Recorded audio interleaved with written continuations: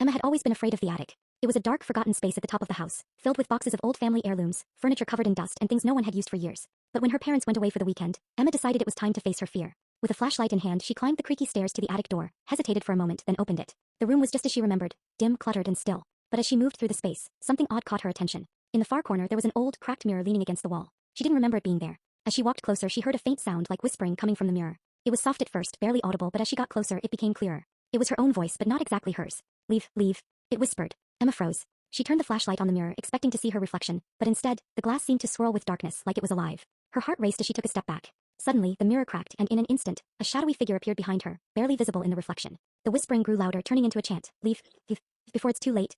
Emma didn't wait to find out what would happen next. She bolted out of the attic, slamming the door behind her. Her parents returned the next day and she never spoke of the attic again. But sometimes when she was alone, she could still hear the faint whisper of her own voice, calling her to come back.